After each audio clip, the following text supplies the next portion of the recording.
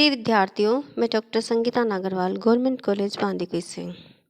पिछले वीडियो में हम चर्चा कर रहे थे अशोक के धम्म की कि अशोक का धम्म क्या था। स्वयं अशोक ने अपने धम्म के बारे में क्या क्या कहा है और अपने धम्म को उसने किस तरह से प्रकाशित करवाया है आम पब्लिक के लिए। अब हम चर्चा करेंगे अशोक के धम्म विजय की अवधारणा की। तो देखिए, विश्व इतिहास में अशोक को इसलिए भी महान कहा गया है क्योंकि उसने सम्राट के रूप में धम्म विजय की एक नवीन अवधारणा का प्रतिपादन किया जो प्राचीन शास्त्रों में अनुपलब्ध एवं विलक्षण थी। अशोक की धम्म विजय की अवधारणा का अर्थ है किसी भी स्वदेशी या विदेशी क्षेत्र में धम्म के आचरण को लोकप्रिय बनाना और इस प्रकार से उस क्षेत्र को विजयी करना। इस दृष्टि से अशोक शस्त्र साम्राज्यवादी न होकर धम्म साम्राज्यवादी था। विश्व इतिहास में अशोक प्रथम सम्राट था जिसने धम्म साम्राज्यवाद की नीति का अनुसरण किया। उसने अपने देश तथा पड़ोसी देशों में धम्म को लोक व्यवहार की शैली के रूप में प्रतिष्ठित करके धम्म विजयी बनने का प्रयास किया। अपने 13वें शिलालेख में अशोक कहता है, देवानाम प्रिय के अनुसार वही प्रधान विजय है जो धर्म विजय है। सर्वत्र देवानाम प्रिय की धर्मानुशक्ति उसके द्वारा प्रतिपादित धर्म के उपदेशों का लोगों द्वारा पालन किया जाता है, वहाँ भी जहाँ देवानाम प्रिय के दूत नहीं पहुँचते। देवानाम प्रिय की धम्मोक्ति, विधान और धर्मानुशक्ति को सुनकर धर्म का आचरण करते हैं और करते रहेंगे। इस प्रकार सर्वत्र जो विजय उपलब्ध होती है वह सर्वत्र पुनः प्रेम रसयुक्त विजय होती है। मेरे पुत्र और पौत्र जो हों वे नई शस्त्र विजय को विजय न माने, उसी को विजय मानना चाहिए जो धर्म विजय है, वह इहलोक और पारलौकिक है। आगे देखिए, उक्त अभिलेख में अशोक ने यह भी कहा है कि वह अपने राज्य में तथा सीमावर्ती राज्यों एवं विदेशी क्षेत्रों में धर्म विजय प्राप्त करने में सफल रहा है। इसका तात्पर्य यह है कि वह उल्लेखित क्षेत्रों में अपने धर्म के सिद्धांतों को प्रचारित एवं लोकप्रिय करने में सफल रहा है और इस रूप में ये सभी क्षेत्र उसके द्वारा धर्म विजित हैं, अर्थात उसके धम्म साम्राज्य का हिस्सा है। इसमें उसकी राजनीतिक अधीनता का प्रासंगिक नहीं है। उक्त अभिलेख के अनुसार देवानाम प्रिय द्वारा धम्म विजय प्राप्त हुई है यहाँ, अर्थात उसके अपने राज्य में और सभी प्रत्यंत राज्यों में 600 योजन तक, जहाँ अंत्योक नामक यवन राज्य और इस अंत्योक से परे 4 राजा तुर्मय, अंत्यकिनी, मग, अलिक सुंदर यानी शासन करते हैं तथा नीचे अर्थात दक्षिण की ओर चोड़ों यानी चोलों, पंडों यानी पांड्यों, तमपर्णिकों यानी ताम्रपर्णी वासियों तक। इसी प्रकार यहाँ राजविषयों में तथा यौन कंबोयों, यवन कंबोजों, नबक नबीतिनों यानी नाभक नाभपतियों, बोझ पितिनिकों, अंध पुलिंदों यानी आंधर पुलिंदों में सर्वत्र देवानाम प्रिय की धर्मानुशक्ति का लोगों द्वारा पालन किया जाता है। इस प्रकार अशोक के धम्म साम्राज्य का क्षेत्र अत्यंत विस्तृत था। यद्यपि हमारे पास इस तथ्य की पुष्टि के लिए कोई स्वतंत्र साक्ष्य उपलब्ध नहीं है कि इन समस्त क्षेत्रों में अशोक के धम्म के सिद्धांत वास्तव में लोकप्रिय हुए थे, लेकिन अशोक की महानता इस बात में निहित है कि उसने धम्म विजय और बाद में धम्म साम्राज्य की एक नवीन एवं विलक्षण अवधारणा का विकास किया और उसे व्यवहारिक सत्य बनाते हुए अनवरत प्रयास किया। धम्म विजय की अवधारणा भारतीय ग्रंथों में दी गई धर्म विजय से बिल्कुल भिन्न थी। धर्म विजय की अवधारणा राजनीतिक या सैनिक साम्राज्य से संबद्ध है।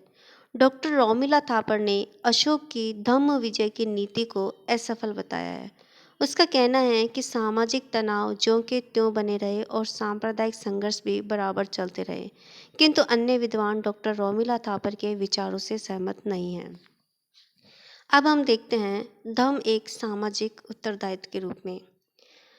अशोक के धम्म में मनुष्य के सामाजिक उत्तरदायित्व का संस्थागत रूप दिखाई देता है। डॉक्टर रोमिला थापर के शब्दों में अशोक धम्म को औपचारिक धार्मिक विश्वासों द्वारा प्रेरित शुभ कर्म करने से उत्पन्न धार्मिकता के रूप में नहीं, बल्कि सामाजिक उत्तरदायित्व की एक वृत्ति के रूप में देखा। धम्म का उद्देश्य एक ऐसी मानसिक वृत्ति का निर्माण करना था जिसमें सामाजिक उत्तरदायित्व को एक व्यक्ति के दूसरे के प्रति व्यवहार को अत्यधिक महत्वपूर्ण समझा जाए। इसमें मनुष्य की महिमा को स्वीकृति देने और समाज के कार्यकलापों में मानवीय भावना का संचार करने का आग्रह था। डॉक्टर नीलकंठ शास्त्री के अनुसार अशोक का धम्म सामाजिक नीति शास्त्र की एक व्यवहारिक संहिता थी। अब देखिए इस धम्म का स्वरूप। अशोक का धम्म क्या था? यह स्वयं अशोक के द्वारा आविष्कृत एवं सार्वभौम धर्म या सभी धर्मों का सार था, या कोई धर्म विशेष जैसे बौद्ध धर्म, उपासक बौद्ध धर्म, राजधर्म या कोई अन्य धर्म था। इस संबंध में विद्वानों में मतभेद है। अशोक के धम्म की सरलता, सर्वव्यापकता, उसमें दार्शनिक प्रश्नों के विवेचन का अभाव तथा किसी भी धर्म की विशिष्ट पारिभाषिक शब्दावली का अभाव, इन स्थितियों ने अशोक के धम्म के स्वरूप को लेकर विद्वानों को उलझन में डाल दिया। जो अशोक के धम्म का तादात्म्य किसी धर्म विशेष से करना चाहते हैं, वस्तुतः यह समस्या उतनी जटिल नहीं है जितना इसे बना दिया गया है। अशोक के धम्म के सिद्धांतों की सरलता, सामान्यतः एवं उसकी सर्वधर्मव्यापी आचार मूलक समानता के सौंदर्य को हमें सीधे सीधे बिना किसी उलझन के स्वीकार करना चाहिए और यह मान लेना चाहिए कि यह अशोक द्वारा स्वयं सृजित एक सार्वभौम धर्म या सभी धर्मों का सार था। इसे किसी भी धर्म विशेष यानी बौद्ध धर्म, उपासक बौद्ध धर्म या ब्राह्मण धर्म से संबद्ध करने का कोई भी पारिभाषिक संदर्भ अशोक के अभिलेखों में नहीं मिलता। डॉक्टर स्मिथ ने ठीक ही लिखा है कि अशोक धम्म से जिन बातों को ग्रहण करता है वह निश्चित रूप से भारत के सभी धर्मों में समान रूप से विद्यमान थी। यह बात और है कि कोई धर्म किसी बात पर दूसरी बातों की अपेक्षा अधिक जोर देता हो। डॉक्टर राधा कुमुद मुखर्जी ने भी अशोक के धर्म को विश्वजनीन या सार्वभौम धर्म मानते हुए उसे सभी धर्मों का सार एवं सभी धर्मों की संयुक्त संपत्ति कहा है।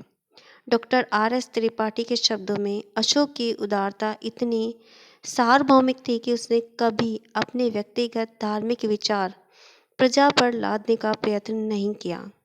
जिस धर्म का रूप उसने संसार के सामने रखा वह प्रमाणतः सारे धर्मों का सार है। जीवन को अपेक्षाकृत सुखी और पावन बनाने के विचार से उसने कुछ आचरण के विधान किए हैं। स्पष्ट है ये सारे धर्मों के सारभूत आधार हैं। अतः अपने सुविस्तृत साम्राज्य के साधनों को किसी विशेष धर्म के प्रचार में उपयोग करने का दोषी अशोक को नहीं ठहराया जा सकता। कर्तव्य के नितांत असंकुचित व्याख्या तथा सार्वभौमिक धर्म के सर्वधर्म निरूपण का श्रेय अशोक को ही देना होगा। डॉक्टर रोमिला थापर ने भी लिखा है कि धम्म अशोक का अपना अधिकार था। सार रूप में यह उसके द्वारा सुझाई गई ऐसी जीवन शैली थी जो व्यवहारिक एवं सुविधाजनक होने के साथ साथ अत्यधिक नैतिक थी। डॉक्टर राजबली पांडे के अनुसार इसमें संदेह नहीं कि अशोक बौद्ध हो गया था और वह बौद्ध धर्म का अनुगमन करता था, परंतु जिस धर्म का रात दिन नाम लेने और उसका चिंतन करने में अशोक अघाता नहीं था वह कोई सांप्रदायिक और संकीर्ण धर्म नहीं था। वह था सभी धर्मों में सम्मानित नैतिक सिद्धांतों और आचरणों का समुच्चय और समन्वय। यानी कि अशोक का धर्म सार्वभौमिक धर्म था। इसमें वे ही उपदेश रखे गए थे जो सभी धर्मों को समान रूप से मान्य थे। अशोक का धम्म मूलतः मानव धर्म है, जिसमें मानव के नैतिक उत्थान से जुड़े उन सभी सार तत्वों का संग्रह है जो प्राय सभी धर्मों में पाए जाते हैं।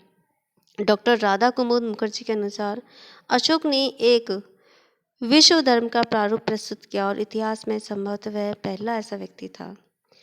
अब देखते हैं अशोक की धर्म विजय की नीति की आलोचना कि कुछ इतिहासकार इसे क्या समझते हैं। अशोक ने शस्त्रास्त्रों से प्राप्त विजय के स्थान पर धर्म विजय की जो नीति अपनाई, उसका राजनीतिक परिणाम अच्छा नहीं रहा। अतः कई विद्वानों ने उसकी धर्म विजय की नीति की कड़ी आलोचना भी की है।